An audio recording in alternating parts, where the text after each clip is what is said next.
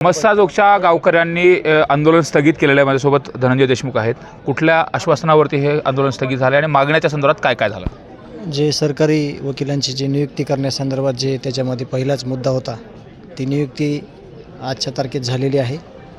ज्या खालच्या 6 ज्या मागण्या आहेत त्याच्यामध्ये प्रामुख्यानं कृष्ण आंधळे फरार आरोपी आहे, त्याला पकडण्यासंदर्भात होतं किंवा हा खटला अंडर ट्रायल चालला पाहिजे, अशा विविध मागण्या होत्या। त्यांनी 10 दिवसाचा वेळ घेतला आहे आणि ह्याच्यातली सखोल चौकशी करून पुढील कारवाई जी काय होणार आहे त्या संदर्भात आम्हाला शब्द दिलेला आहे। मात्र या सगळ्या सकारात्मक गोष्टी होत आहेत का तपासाच्या अनुषंगाने किंवा तुमच्या मागण्याच्या अनुषंगाने? आम्ही आशा ठेवून आहोत।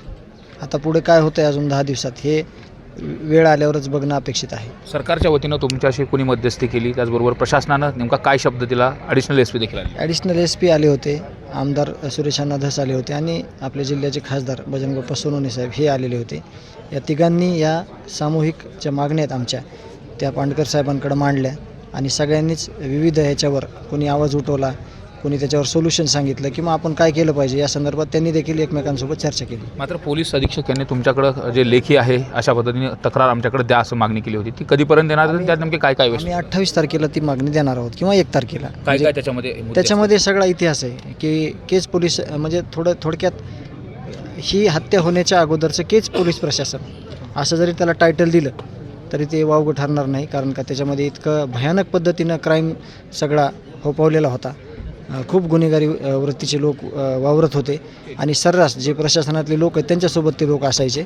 अशा प्रकारची भरपूर माहिती आहे किंवा ज्या त्या ठिकाणी जसं की 28 मेला जो खंडणीचा अपहरणाचा गुन्हा झाला त्याच्यातला एक इतर आरोपी ते अजून पोलिसला माहीत नाही झालेला, हे असे सगळे प्रकार त्याच्यात असणार आहेत आणि त्याची माहिती आज समोर येणार आहे। बी टीमच्या संदर्भात 6 आरोपी करा अशी मागणी होती, त्याचबरोबर राजेश पाटील यांची देखील मागणी होती। या सगळ्या मागण्यांच्या संदर्भात कशा पद्धतीने प्रशासन आहे सकारात्मक वाटतं? ह्या सगळ्या इन्व्हेस्टिगेशन आम्ही जे देणार आहेत त्यांना त्याच्यातनंच हे सगळं बाहेर येणार आहे, त्याच्यामुळे थोडा वेळ जाऊ द्यावा लागणार आहे 8-10 दिवसाचा आणि त्यातून ते सगळं समोर येणार आहे। सगळी यादी तुम्ही देणार? सगळी यादी देणार आहे आम्ही, माझ्याकडे सगळं आहे। FIR जसे आहेत ना FIR त्याप्रमाणे काय घटना घडल्या, काय करायला पाहिजे होतं उपाययोजना आणि काय नाही केल्या आणि का नाही केल्या, या तिन्ही गोष्टी याच्यामध्ये किती दिवसात अल्टिमेटम दिला सरकार आणि प्रशासन? आम्ही ह्या 2-3 दिवसात आम्ही त्यांना देतोय सगळं। त्यांच्याकडून जास्तीत जास्त 5 ते 8 दिवसामध्ये त्यांनी आम्हाला अपेक्षित आहे सगळं देणं। जर 10 दिवसानंतर यात काही नाही होणारच नाही, त्याच्यामध्ये सकारात्मकच आहे, त्याच्यामध्ये सगळ्या गोष्टी समोरच आहेत, सगळे पुरावे असल्यामुळं आणि सगळे CCTV आहेत, सगळे FIR आहेत, सगळ्या घटना CCTVमध्ये कैद आहेत, त्यामुळे त्याच्यावर कारवाई होणारच असा मला विश्वास आहे। वैभवी, नेमकं काय कुठल्या आश्वासनावरती तू हे सगळं आंदोलन आहे स्थगित झाले आणि कोणतं नेमकं आश्वासन दिले?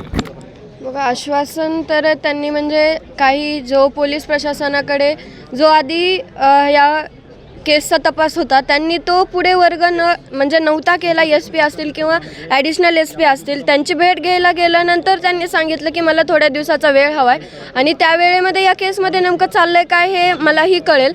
त्यांनी मागितलेला वेळ होता आणि जी आज एक मागणी पूर्ण झाली आहे किंवा तसंच इतरही मागण्या आमच्या लवकरात लवकर पूर्ण होतील या अपेक्षावर आम्ही आहोत। आणि जसं अण्णा आले किंवा बाप्पा आले त्यांनी गावकऱ्यांशी सुद्धा चर्चा केली, जसं त्यांना पाहिजे होता वेळ तसा वेळ आम्ही या 10 तारखेपर्यंत देतोय, तोपर्यंत त्यांनी काहीतरी करावं ही आज देखील आम्हाला अपेक्षा आहे। आस लावून धरली आहे आम्ही की आम्हाला लवकरात लवकर न्याय मिळेल।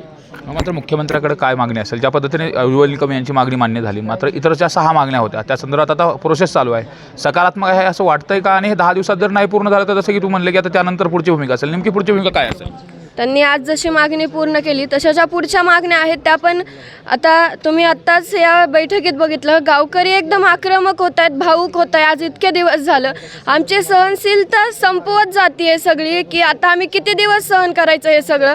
आमचंच व्यक्ती जाऊन सुद्धा आम्ही लढतोय तरी पण आम्हाला लवकरात लवकर न्याय मिळत नाही आहे। ज्या आमच्या मागण्या आहेत त्याची लवकरात लवकर अंमलबजावणी होत नाही आहे, तर एवढीच विनंती करते की ज्या आमच्या मागण्या आहेत त्याची लवकरात लवकर अंमलबजावणी करा।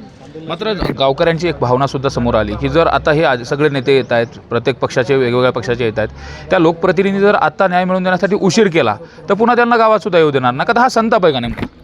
संताप आहे, गावकऱ्यांच्या भावना आहेत की त्यांना सुद्धा एक वाटतं की आपला लोकप्रतिनिधी म्हणजे जो त्यांचा सरपंच होता तो आपल्यात नाही आहे. तर म्हणजे आपण तो इतक्या दिवस 15 वर्ष झालो तो आपल्यासाठी झुंजत होता, त्याच्यासाठी फक्त आपण न्याय मागू शकत नाही आहेत असं त्यांना देखील वाटत असेल. जसं आज मला वाटतं की माझ्या वडिलांनी माझ्यासाठी इतकं केलं, मी त्यांच्यासाठी फक्त न्याय मागू शकत नाही आहे का, असं गावकऱ्यांना देखील वाटत असेल. म्हणून त्यांच्या ज्या भावना आहेत त्यांच्यावरून ते तसं बोलले असतील. पण माझी सुद्धा एक विनंती आहे की लवकरात लवकर आमच्या ज्या मागण्या आहेत त्याची अंमलबजावणी केली पाहिजे. नाहीतर 10 तारखेचा वेळ दिला आहे, त्यानंतर गावकरी किंवा देशमुख कुटुंबीय असतील ही पुढील या न्यायाच्या लढ्याची भूमिका घेतील. आपण पाहतोय वैभवी देशमुख त्याचबरोबर धनंजय देशमुख यांना ज्या पद्धतीने आणि मसाजोगच्या गावकऱ्यांना जी आश्वासन दिले गेली त्या आश्वासनाच्या संदर्भामध्ये 10 दिवसाचा वेळ दिला आहे. 10 दिवसामध्ये ज्या काही मागण्या आहेत त्या संदर्भात सकारात्मक निर्णय घ्या. एवढंच नाही तर सकारात्मक निर्णय घेतल्यानंतर त्यात ठोस उपाययोजना देखील झाली पाहिजे आणि पुन्हा आंदोलनाची वेळ येऊ देऊ नये अशी देखील मागणी केली गेली. त्याचबरोबर प्रशासनावरती आणि सरकारवरती विश्वास देखील व्यक्त केला की या सगळ्या प्रक्रिया होत आहेत ह्या सकारात्मक दृष्टिकोनातून होत आहेत. मात्र यातून जे आरोपी आहेत त्यांना देखील अटक केलं गेलं पाहिजे. जो तपास झालेला आहे त्या तपासासंदर्भात देखील जी माहिती आहे ती देखील समोर मिळाली पाहिजे असं देखील वैभवी देशमुख त्याचबरोबर धनंजय देशमुख यांनी सांगितलं. सुरेश जाधव, न्यूज 18 लोकमत, बीड.